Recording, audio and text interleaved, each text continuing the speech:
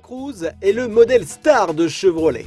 Après avoir été séduit par la 4 portes, puis surpris par la 5 portes, voici la dernière variante de la Cruze, le Break.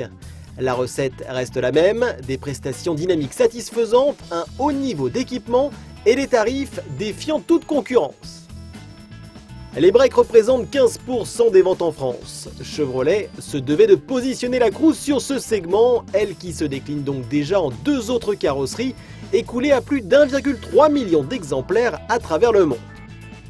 La Cruze est donc un véhicule global et doit donc plaire à tous. Esthétiquement, l'américaine, ainsi allongée, ne fait pas dans l'extravagance, mais sa face avant et l'imposante calandre frappée du logo de Chevy restent toujours très caractéristiques.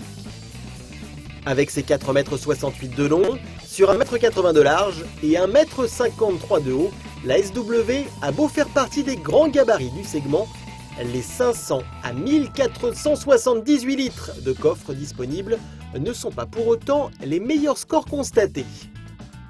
À bord de l'américaine, c'est toujours une ambiance à la Transformers avec de l'aluminium brossé et un éclairage bleuté. Malgré tout, le style intérieur reste strictement identique aux autres déclinaisons de Cruze et la qualité des ajustements n'est pas meilleure.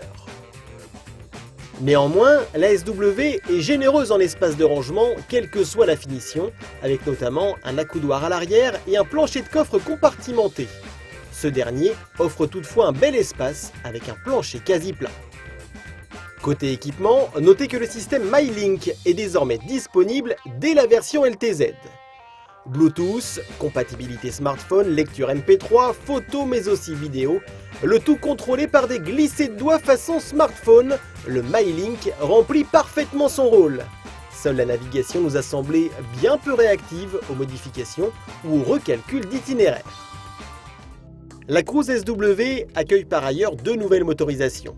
Un bloc 1,4 litre essence est généreusement downsizé grâce à l'ajout de la suralimentation, et le bloc 1,7 litre VCDI de 131 chevaux, notre modèle d'essai en l'occurrence, suralimenté lui aussi et bénéficiant du stop and start. Ce moteur fait le travail avec de bonnes reprises dans les tours, même s'il manque cruellement de souplesse à bas régime.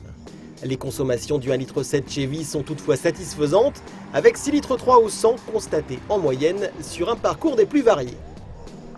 Avec 1475 kg sur la balance, la Cruze SW n'est pas la plus légère de sa catégorie. Mais son confort routier reste agréable, notamment grâce à un amortissement souple. On lui voudrait une direction plus ferme, à vitesse élevée notamment, mais en contrepartie, la Cruze SW attaque bien les virages et devient même facile en ville. Concernant le choix, la version idéale serait la LTZ à partir de 22 900 €, qui dispose déjà d'un excellent niveau d'équipement, dont le fameux MyLink, même si le Bluetooth et les prises USB jack sont disponibles en série quelle que soit la version. Chapeau Chevrolet. La Renault Mégane Estate 1,9 litre DCI 130 énergie dynamique démarre par exemple à 27 350 €, c'est bien plus, ou encore la Volkswagen Golf SW TDI 140 Comfortline, c'est précis, à 29 150 €. Bref, quel que soit le prix, à finition équivalente, aucun autre constructeur ne propose autant d'équipements, dont un système à l'image du MyLink. La Chevrolet Cruze SW n'est pas irréprochable pour autant, mais elle propose un rapport prix-prestation véritablement pertinent.